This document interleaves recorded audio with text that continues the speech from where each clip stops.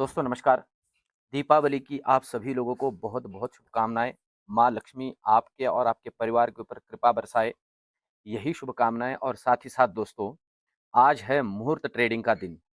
शाम में 6 से 7 के दरमियान मुहूर्त ट्रेडिंग चलेगा और जैसे मैं नॉर्मली मेरे सभी दोस्तों से कहता हूँ, कि जहाँ तक हो सके ऑप्शन ट्रेडिंग के पॉइंट ऑफ व्यू से मैं जोड़ता हूँ, कि स्पेकुलेशन आज के दिन ना ही करे तो बेहतर, वैसे भी मार्केट के अंदर कोई ख़ास मूवमेंट होती नहीं है। आज का दिन 1 साल के पॉइंट ऑफ व्यू से हमने अच्छे कंपनियों को एक्वायर करने के लिए होता है, तो उसी पॉइंट ऑफ व्यू से मैं आज आपके लिए 5 ऐसे स्टॉक्स लेके आया हूँ मुहूर्त ट्रेडिंग के पॉइंट ऑफ व्यू से, जो मैं खुद मेरे पोर्टफोलियो में ऐड करने वाला हूँ। मैं पहले ही डिस्क्लेमर दे दूँ दोस्तों, इन शेयर्स को खरीदने या बेचने की मेरी आपको कोई सलाह नहीं है। सिर्फ जैसे मैंने आपसे कहा था कि मेरा पोर्टफोलियो जो मैं मुहूर्त ट्रेडिंग के दिन कुछ स्टॉक्स को मेरे पोलियो में ऐड करने वाला हूँ, अगले 1 साल के पॉइंट ऑफ व्यू से वो मैं आपके सामने रखूँगा।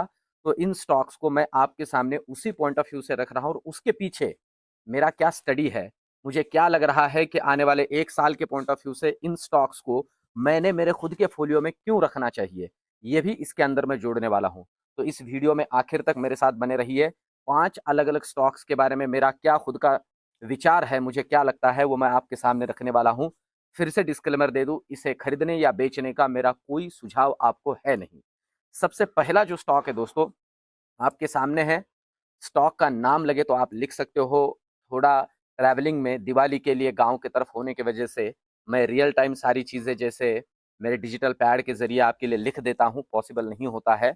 तो सबसे पहला जो स्टॉक अभी आपको दिख रहा है, वो है Jio financial services limited, JFSL. Jio financial services limited banking and finance NBFC segment का ये स्टॉक है। बैंकिंग एंड फाइनेंस सेक्टर से मैं 5 सेक्टर से अलग-अलग कंपनीज़ लेके आया हूँ। तो इस सेक्टर से ये जो कंपनी है, इसका मुझे खुद को जो प्रॉस्पेरिटी है, जो फ्यूचर है, वो बहुत ही बढ़िया लगता है। और ये डिस्काउंट पे अभी चल रही है, मतलब आप इसे समझ लीजिए कि ये दिवाली सेल चल रहा है दोस्तों हमारे लिए। और ये स्टॉक अभी चल रहा है अच्छा खासा डिस्काउंट पे, पर ये स्टॉक हमारे लिए क्यों ज़रूरी है हमारे पोर्टफोलियो में? सबसे बड़ा रीज़न तो ये है दोस्तों, इस कंपनी का वैल्यूएशन बहुत तगड़ा है। बहुत तगड़ा मतलब इस कंपनी की पेयर कंपैरिज़न में जो कंपनी आती है वो आती है Bajaj financial, Bajaj Finserv. Bajaj Finserv से भी इसका जो मार्केट कैप है और नेट वर्थ है वो बेहतर है दोस्तों। अब आप समझ लीजिए। और साथ ही साथ अभी तो इन्होंने अपना काम शुरू भी नहीं किया है। और विश्व की बड़ी-बड़ी कंपनियों के साथ इनका एसोसिएशन है, आप सभी लोगों को पता है, ब्लैक रॉक भी इसमें इन्वॉल्व्ड है। तो इस कंपनी के पॉइंट ऑफ व्यू से दोस्तों, मतलब फ्यूचर के पॉइंट ऑफ व्यू से ये कंपनी मुझे लगता है सोना। पहला ही कंपनी इसलिए रखा है, इन्हें तो अभी मैं आपको बताऊँ म्यूचुअल फंड का भी लाइसेंस मिल चुका है। बहुत सी चीज़ें ऐसी है जो ये कंपनी आने वाले दिनों में आपके मेरे लिए करेगी। अभी तो इन्होंने काम शुरू ही नहीं किया है। पर फिर भी ये कंपनी इस वैल्यूएशन पे से भी मुझे अच्छा लगता है। मुझे लगता है कि बहुत बढ़िया स्टॉक है। मैं इस मुहूर्त ट्रेडिंग में इस कंपनी को प्रेफ़र कर रहा हूँ। ये फिर से कहूँ, ये मेरा खुद का स्टडी है और उसके पीछे के लॉजिक भी मैं आपको एक-एक करके दे रहा हूँ। क्यों ज़रूरी लगता है मुझे, और लॉन्ग टर्म के पॉइंट ऑफ व्यू से इन कंपनियों को मैं सोच रहा हूँ दोस्तों, ये कोई शॉर्ट टर्म इंट्राडे वाला खेल है नहीं। तो बैंकिंग एंड फाइनेंस से एनबीएफसी से जियो फाइनेंशियल सर्विसेज लिमिटेड, इसके अलावा ऑयल एंड गैस कहिए, रिफाइनरी कहिए, इसके अलावा बहुत ही अलग-अलग सेगमेंट्स कहिए, उन सेगमेंट्स से जो कंपनी मुझे लग रही है, मैंने प्रेफ़र करनी चाहिए और मैं आपको कहूँ ऑलरेडी मेरे फ़ोलियो के अंदर है भी और अभी मुहूर्त ट्रेडिंग पे भी मैं इसे प्रेफ़र करने वाला हूँ और वो है रिलायंस इंडस्ट्रीज़ लिमिटेड। आप कहोगे रिलायंस से दोनों स्टॉक, कोई प्यार नहीं है, कोई मोहब्बत नहीं है, कोई चीज़ नहीं है, प्रॉपर स्टडी है और उसे ध्यान में रखते हुए ये स्टॉक मुझे अभी अच्छा लग रहा है। अभी मतलब इसके पहले से भी, पर एक बात है, अभी इस कंपनी में बोनस दिया गया है। और तकरीबन 2800 के लेवल से ये करेक्ट होके अभी हमें दिख रहा है 1332 के लेवल पे। और मुझे खुद को पर्सनली लगता है कि ये स्टॉक यहाँ से आगे भी बहुत बढ़िया काम करेगा। देखिए, बहुत से रूमर्स चल रहे हैं, बहुत सी चर्चाएँ चल रही है, जैसे स्टारलिंक का इश्यू हो, जैसे एलन मस्क आगे चल के इन्हें कॉम्पिटिशन करेंगे, ये सारी जो चीज़ें हैं ना, मुझे लगता है इस कंपनी के पॉइंट ऑफ व्यू से मैटर ही नहीं करती। मैटर इसलिए नहीं करती है कि ओवरऑल इनके बिज़नेस में अगर मेजर पोर्शन है ना, तो वो है ऑयल एंड गैस या रिफाइनरी का। इसमें इसका कोई लेना-देना है नहीं।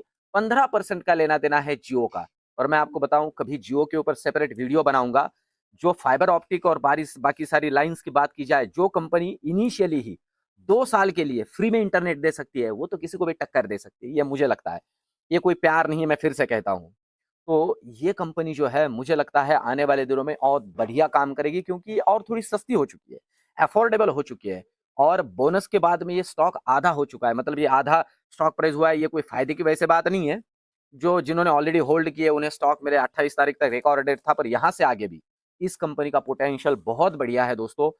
ज्यादा सोचना इस कंपनी के लिए इसलिए नहीं कि ये डिस्काउंट पे चल रही है, ऑलरेडी 3100 के आसपास गया हुआ स्टॉक अगर 2600 2700 के आसपास आ गया है तो एक अच्छा खासा करेक्ट हो चुका है, और फंडामेंटल दिक्कत कुछ भी नहीं है। ग्लोबल मार्केट में क्रूड ऑयल और ये सारी बातें तो ऐसे चलती रहेगी। कंपनी के पॉइंट ऑफ व्यू से मुझे लगता है कि ये स्टॉक आने वाले दिनों में एक बढ़िया वैल्यू एडिशन मेरे पोर्टफोलियो में कर सकता है। तो रिलायंस इंडस्ट्रीज दूसरा स्टॉक है, ऑयल गैस रिफाइनरी इस सेगमेंट से। इसके अलावा मैं आता हूं मोटर सेक्टर से, मोटर सेक्टर में या ऑटो सेक्टर में। तो दोस्तों ये मेरा पिछले साल का भी चहीता है, पिछले साल के भी दिवाली पिक में मैंने इसको दिया था, वहां से ये डबल हुआ है। और मैं आपसे कहूं ये स्टॉक है दोस्तों टाटा मोटर्स। क्यों लग रहा है, मैं बहुत प्रॉपर और बहुत लॉजिकल सिंपल रीजन देता हूं।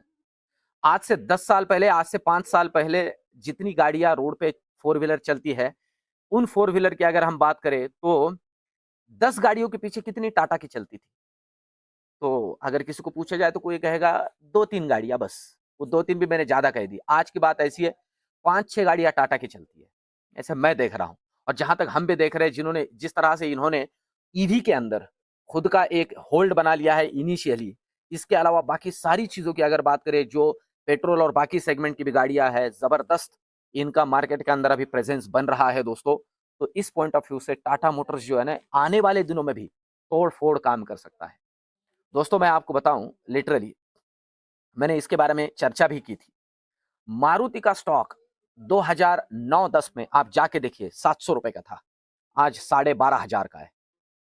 ये मैं इसलिए कह रहा हूं कि अगर लॉन्ग टर्म की बात करें तो मैंने इस साल के दिवाली में भी इसे क्यों प्रेफर किया है, मैं हर दिवाली में इसे प्रेफर करूंगा, क्योंकि मुझे लगता है कि वही स्टोरी रिपीट होगा। कंपनी बहुत ही बढ़िया तरीके से काम कर रहा है, और जहां तक मैं सोचता हूं ना, ऑटो सेक्टर में सबसे ईमानदार मैनेजमेंट है। ये कोई मैं गुणगान नहीं कर रहा हूं, सबसे ईमानदार मैनेजमेंट है। ये इस लेवल पे बोल रहा हूं कि जब भी कोई इश्यू आता है ना, सेमीकंडक्टर का हो या बाकी कोई हो, इनका मैनेजमेंट सीधा सीधा कह देता है भैया ये इश्यू है, और वहां से आगे भी ये स्टॉक बहुत तगड़ा परफॉर्म करता है। तो सारी चीजें, जितनी चीजें इस ऑटो सेक्टर से चाहिए इन हाउस है और बढ़िया है। और मैं मेरा खुद का एक इमोशनल पॉइंट ऑफ व्यू इसमें ऐड कर देता हूं, मेरा खुद का। मैं फिर से कह रहा हूं, कोई कंपल्शन नहीं, मेरा खुद का इमोशनल पॉइंट ऑफ व्यू ये है कि मुझे लगता है कि रतन टाटा जी को मेरे तरफ से ये एक श्रद्धांजलि ही होगी कि टाटा का कोई एक स्टॉक, और वो भी इतना बढ़िया स्ट्रॉन्ग फंडामेंटल वाला स्टॉक, मैं मेरे पोर्टफोलियो में ऐड करूं। तो ये भी मैं आज करने वाला हूं। इसके अलावा अब मैं आपसे कहूं, अगर मैं आता हूं कंजम्पशन सेक्टर में, तो कंजम्पशन सेक्टर के अंदर दोस्तों आज के डेट में सबसे ज्यादा चलने वाला अगर कोई सेक्टर है, आपको खुद को भी पता है, वो है कपड़ों का सेगमेंट। यूटिलिटी में कपड़ों का सेगमेंट, वैसे वो यूटिलिटी था ही नहीं, पर भैया रोटी कपड़ा और मकान, कपड़ा सेकंड नंबर पे आता है। ABFRL, Aditya Birla fashion limited, मुझे लगता है दोस्तों ये स्टॉक आने वाले दिनों में एक अच्छा काम करेगा। दिवाली से दिवाली तक प्रोबेबिलिटी है मेरे कपड़ों का खर्चा तो ये निकाल देगा, ऐसा मैं सोच रहा हूं। मेरे कपड़ों का खर्चा तो निकाल देगा, अच्छे डिस्काउंटेड प्राइस पे ये मिल रहा है। और ये सेगमेंट आप सबको पता है, हमारे बचपन में दिवाली या दशहरा कपड़े मिलते थे, आज ऐसी बात हो गई उठे और कपड़े लेके आए। तो उस पॉइंट ऑफ व्यू से यूटिलिटी सेक्टर है, कोई दिक्कत नहीं है, बढ़िया स्टॉक है, मुझे खुद को लग रहा है। और इस दिवाली मेरे पोर्टफोलियो के अंदर मैं इसे भी जोड़ने चाह रहा हूं। दिवाली से दिवाली तक कपड़ों का खर्चा तो यहां से निकल ही जाएगा। ABFRL, Aditya Birla fashion retail limited. और दोस्तों सबसे आखिर में, सबसे सबसे चर्चित, सबसे ज्यादा चर्चा जिसकी हो रही है, ऐसा सेगमेंट, अभी चार्ट के अंदर आपको इसका कुछ नहीं दिखेगा क्योंकि ये आईपीओ है। आईपीओ कंपनी आपको पता है अच्छा खासा, ये हम कहेंगे कि बहुत फेमस हो चुका है। अभी आईपीओ बहुत तगड़ा ओवर सब्सक्राइब हुआ था, और अच्छा खासा आईपीओ के बाद में भी उछाल इस कंपनी के अंदर आया है, वारी एनर्जीज। दोस्तों यहां से आगे 2-3 साल तो मिनिमम ये गवर्नमेंट के अगर हम कंसिडर करें तो भैया सोलर एनर्जी के ऊपर ये बहुत ज्यादा ध्यान देने वाले हैं। और सोलर एनर्जी और सोलर सेगमेंट के हिसाब से अगर हम एनर्जी सेगमेंट में सोलर की बात करें, ग्रीन एनर्जी की बात करें, तो वारी एनर्जीज के दिन यहां से आगे बहुत ही उजाले वाले हैं। ये जैसे हमारे यहाँ उजाला कर रहे हैं, इनका भी बहुत तगड़ा उजाला होने की प्रोबेबिलिटी है।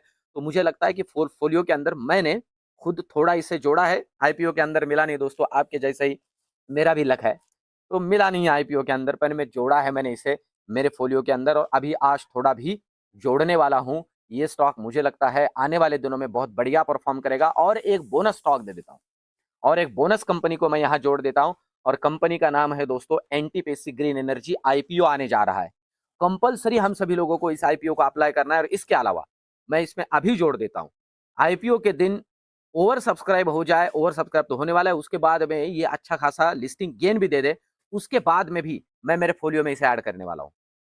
लिस्टिंग के दिन भी मैं एनटीपीसी ग्रीन एनर्जी को जोड़ने वाला हूं दोस्तों। एक तो एनटीपीसी है और उसके अलावा ग्रीन एनर्जी है। ये सेगमेंट यहां से आगे भरपूर चलेगा ऐसे मुझे लग रहा है। तो एक साल दिवाली से दिवाली तक की अगर बात की जाए तो ये 5 कंपनीज मैं पंचरत्न समझता हूं, और मैं मेरे फोलियो के अंदर इसे जोड़ने जा रहा हूं। फिर से कहूं, इस वीडियो का कोई भी ये मोटिव नहीं है कि आपको कहूं इन कंपनियों को खरीद लीजिए। ये मेरा स्टडी, इसके पीछे का लॉजिक कि मुझे क्यों लग रहा है इन कंपनियों को इस दिवाली से अगली दिवाली के पॉइंट ऑफ व्यू से ध्यान में लेना चाहिए। तो दोस्तों, आज का ये वीडियो और ये जो जैसे मैंने आपसे कमिट किया था कि मैं आपके लिए 5 कंपनियां या कंपनियां जो भी मेरे फोलियो के अंदर मैं जोड़ रहा हूं लेके आने वाला हूं, आपको कैसे लगे मुझे जरूर से जरूर बताइए। और इसके अलावा एक छोटी सी बात मैं और बोल देता हूं, बीच में कहीं आपको लग रहा है कि इसके अंदर अच्छा खासा हमें प्रॉफिट हुआ है, तो दोस्तों प्रॉफिट लेना बहुत जरूरी है। पोर्टफोलियो रीबैलेंसिंग एक सबसे जरूरी पार्ट होता है इक्विटी इन्वेस्टर्स के पॉइंट ऑफ व्यू से। तो वो भी मुझे आप जोड़िए, उसके ऊपर एक सेपरेट वीडियो भी लेके आऊंगा। आज का वीडियो मुहूर्त ट्रेडिंग के पॉइंट ऑफ व्यू से ये जो सारी बात आपके सामने लेके आपको कैसे लगी मुझे जरूर से जरूर बताइए। आने वाला संवत्सर आप सभी लोगों को धन धान्य सुख समृद्धि और माँ लक्ष्मी की कृपा बरसाए, यही आशा करता हूं। और आज का वीडियो कैसे लगा कमेंट में जरूर बताइए। वीडियो को लाइक, चैनल को सब्सक्राइब करिए। मिलते हैं नेक्स्ट वीडियो में। धन्यवाद।